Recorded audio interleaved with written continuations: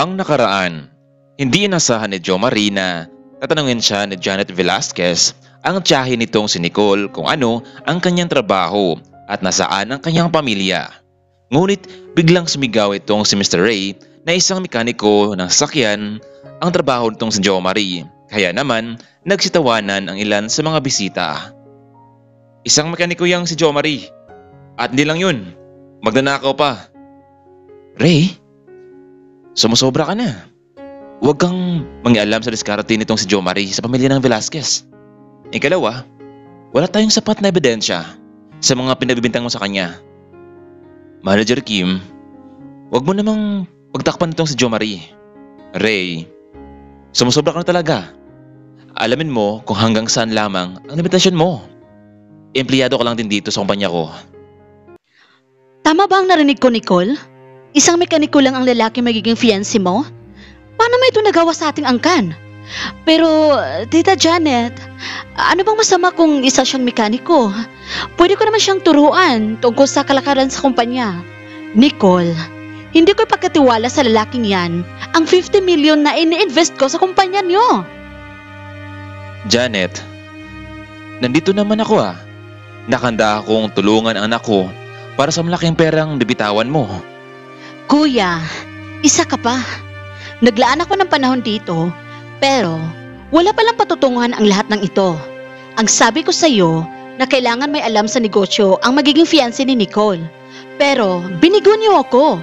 Hindi ko na itutuloy ang investment sa inyo. Pero tita, wag mo naman kaming ipahiya sa harapan ng lahat ng mga tao. Sige Nicole, matutuloy ang 50 million budget sa kumpanya, pero sa isang kondisyon. Anong kondisyon, tita? Hiwalayan mo ang lalaking iyan at ako ang pipili ng lalaki magiging kapartner mo sa negosyo. Papayag ba kayo, kuya?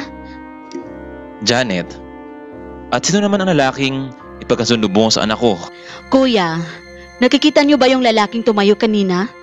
Kung hindi dahil sa kanya, hindi ko malaman na nagkasabuatan pala kayong mag-ama. Sa palagay ko, mapagkatiwalaan ang lalaking iyon. Excuse me, honey. Yung tinutukoy ng lalaki niya, si Mr. Ray. Mas lalo siyang hindi mapagkatiwalaan sa kumpanya. Hindi niyo lang alam kung ano ang kanyang tunay na ugali. Sige, subukan niyo. Nakasigurado ako na siya ang magbabagsak sa kumpanya. Alam ko na ang kanyang ugali. Oh, ano kuya? Nicole, kayo ang magdedesisyon. 50 million o hiwalayan mo ang fiancé mo kapalit nung lalaking iyon? Teka lang, Janet. Narespeto kita bilang kapatid ko, bilang half-sister ko. Pero kung papipiliin mo ang anak ko, kung alin sa dalawa, nasa kanya pa rin ang desisyon kung saan siya masaya. Honestly, masaya ako na mag-invest ka sa kumpanya ko. Pero kung tatanggalan mo ng karapatan ng anak ko, I sad to say na wag na lang. Total, kaya naman naming palaguin ang negosyo namin kahit wala kayo. Aba, Kuya Johnny, at sino ka ba sa tingin mo? Sampit ka lang naman sa pamilya. Isang anak sa labas ni Daddy. Mabuti nga at naawa pa si Daddy sa'yo at binigyan ka ng mana. Alam mo Kuya Johnny, kung ano man ang nakamit mo ngayon, may kapangyarihan ako para pabagsakin yung half-brother ko. Janet, sinusubukan mo ba ako? Yung kakayahan ko? Sige, gawin mo ang gusto mo. Hindi ako papayag na lagi na lang kami ang ninapi mo. Hay nako, walang saysay pala ang pagpunta ko dito sa lugar niyo. Nagsasayal na ako ng panahon. Okay, fine. Hinahamon kita at binabalaan kita. Magiging akin itong kumpanya niyo. Babalik ka sa dati kung saan ka man nanggaling. Walang kwenta ang salasalo na ito. Sa gabing iyon, umalis na itong si Janet kasama nito ang ilan sa kanya mga tauhan. Halos wala nang maiharap pa sa mga tao itong si Mr. Velasquez dahil sa pangyayaring iyon. Ray, tingnan mo ang ginawa mo. Masyado ka kasing pakialamero. Mamaya pag-usapan natin to sa office. Pero Manager Kim, tama lang yun kay Jo Marie. Masyado kasing mataas ang kanyang pangarap na makapag-asawa ng isang mayamang tao. Ray, hindi mo alam kung ano magiging balik nito sa'yo. Maya-maya pa nakita ni Mr. Ray na paalis na itong si Janet Velasquez, kaya naman agad niya itong hinabol para makausap. Excuse me, teka lang Ma'am Janet. Ma'am Janet. Bakit mo ko tinatawag? Kilala ba kita?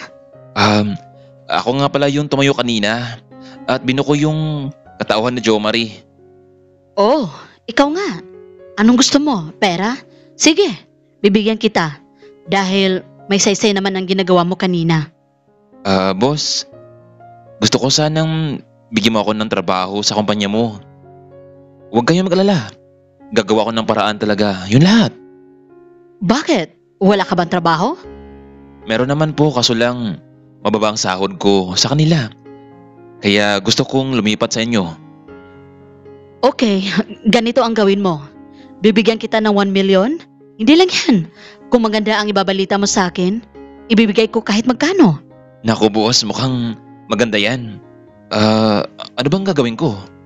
Simple lang naman, Ray. Ikaw ang magiging mata at tenga ko sa lugar na ito para pabagsakin ang kumpanya ni Johnny. Ha? Pabagsakin? Mukhang gusto ko yan ah. Oh, heto. Tanggapin mo na ang 1 million. So, wala na tayong ibang pag-usapan pa. Nariyan na rin ang contact number ko. Kaya mula ngayon, ayusin mo ang trabaho mo, Ray. Dahil kung hindi mo lang alam kung anong kaya kong gawin sa'yo. Naku boss Janet, huwag kayong maglala dahil titiyakin kong matutupad ang gusto mong mangyari. Matapos tinanggap ni Ray ang 1 million, agad na ring umalis itong si Janet patungo sa kanyang hotel. Oh Ray, saan ka ba galing? Bigla na lang nawala ah. Boss, nagpunta na ako sa may comfort room. Siya nga pala, anong gagawin natin dito? Mukhang wala ng kasiyahan ah. Oo, parang wala na nga. Dahil kasi sa ginawa mo eh. Manager Kim, kahit hindi ko man yan sinabi sa kanila, malaman din ni Janet na niloko sila ng kanyang kapatid at pamangkin. Sige, kakasapin ko muna si Mr. Velasquez para malaman niya na uwi na tayo dahil may trabaho pa tayo bukas. Mr. Velasquez, kumusta? Nako, Manager Kim, pasensya na kung ganito ang nasaksihan niyo sa amin ah. Nako, ako nga hingi sa'yo ng dispensa eh, Mr. Velasquez. Dahil sa ginawa ng tauhan ko, hayaan niyo. Pagsabihan ka ho ang lalaking yon.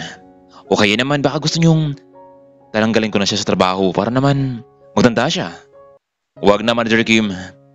Sinabi man niya o hindi, malaman din ng hilaw kong kapatid na meron kami nilihim sa kanya. Kung sa bagay, hindi naman siya kawalan sa negosyo ko eh. Paano Mr. Velasquez? Mauna na kami. Sige Mr. Kim, kakusapin ko lang din niyang si Jo Marie at ako na maghatid sa kanya pauwi. Tuloy na ngang umalis itong sina Mr. Kim at Ray. Samantalang hindi naman halos may pinta ang mukha nitong si Ray sa sobrang saya dahil sa nangyari kay Jo Marie at higit sa lahat meron siyang 1 million na natanggap mula kay Janet para gawin ang magaan ang trabaho na walang kahirap-hirap. Samantalang natapos naman, nagsialisa na ang ibang panauhin. Nag-usap naman ang mag-ama at kasama nito si Jo Marie. Dad, I'm really sorry kung hindi natuloy ang investment ni Tita Janet sa atin. Huwag mong alalahanin yun, iya. Mabuti nga at ganun ang nangyari. Masyado mababa ang tingin nila sa atin. Akala ko ay tanggap nila tayo. Pero mas lalo lang nila tayong minamaliit. Kaya naman nating nagsumikap, di ba? Unad ang negosyo natin kahit wala ang tulong nila. Tama ka, Dad. Kaya natin to. So paano ba yan? Hanggang dito na lang din ang pagpapanggap ni Jo Marie. Dad, paano kaya kung ipagpatuloy namin ni Jo Marie itong pagpapanggap namin? As in, totoong magkasintahan. Ha? Sigurado ka ba, Nicole? Hindi bang sabi ko sa'yo, yung taong may pagmamalaki mo rin? Dad, di ba kayo na mismo nagsabi kanina sa harapan ni Tita Janet na kung saan ako magiging masaya? Nandun kayo para suportahan ako. Gusto ko na si Jo Marie, Dad. Kailangan lang namin tong i-work out. Jo Marie, ano nga sabi mo? Sir, ganun din po naman ako eh. Gusto ko na si Nicole.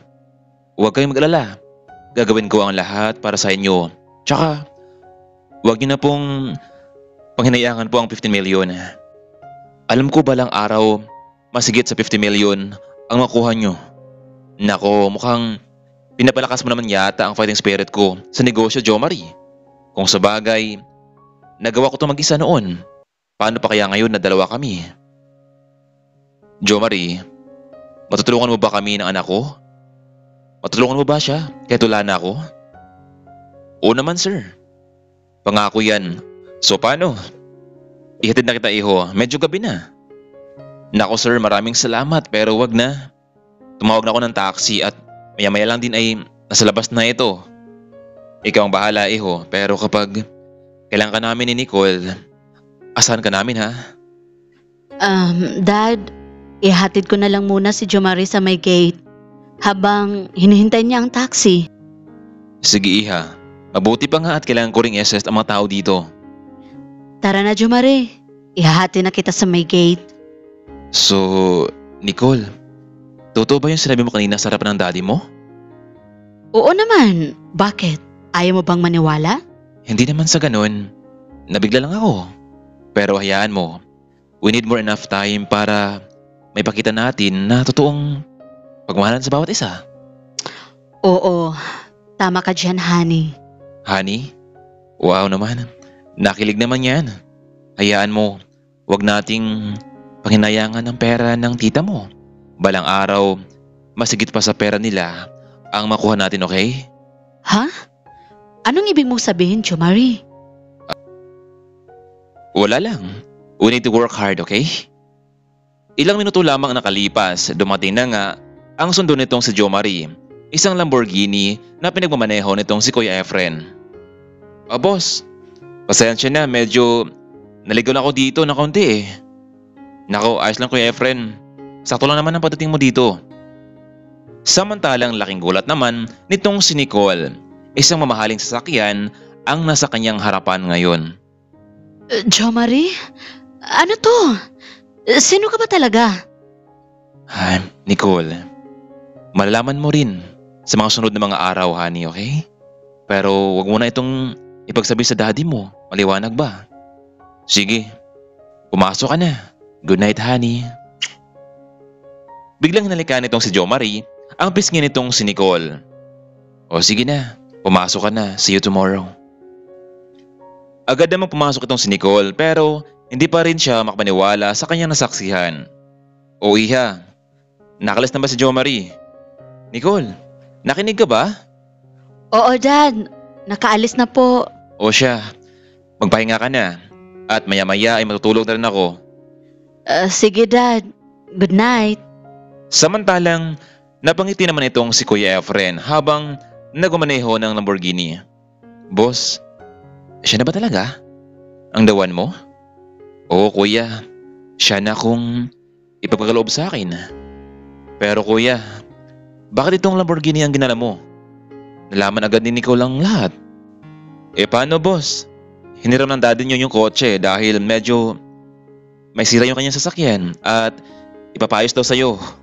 Naku naman si daddy talaga Kaya ito na lang yung ginamit ko boss para sunduin ka. Okay lang yun kuya, para naman may idea rin itong si fiancé ko. Pero alam mo kuya, hindi ko gusto yung ugali ng kasama ko sa trabaho. Masyadong pakialamero at mainit ang ulo sa akin. Kailangan ko siyang mabigyan ng leksyon. Hindi siya pwedeng magiging empleyado kung gano'n na kanyang ugali. Kakausapin ko si Manager Kim tungkol dito. Tsaka, yung bonus na bibigay sa akin ni Mr. Choi dapat sa akin napunta. Dahil ako ang nag-ayos ng kotse niya. Naku boss, kung alam lang ng lalaking yun, kawawa siya. Yung galing niya, naku, hindi pa pasa sa'yo, di ba? Kailangan ko rin kausapin si mami at daddy. Kung anong totoong pagkataon niyang si Janet Velasquez. Hindi ko siya mapatawad sa ginawa niya sa mag-ama. Gaano nga ba ka-maimpluwensya ang pamilya nitong si Jo Marie? Ano naman kaya ang unang hakbang na gagawin nitong si Ray para bumagsak ang kumpanya ng mga Velasquez? Kaya mga kaibigan, huwag nating palampasin ang mas napakapanabik pang kwento, eksena, sa buhay nila Jo Marie at Nicole. Abangan natin ang ating part 5.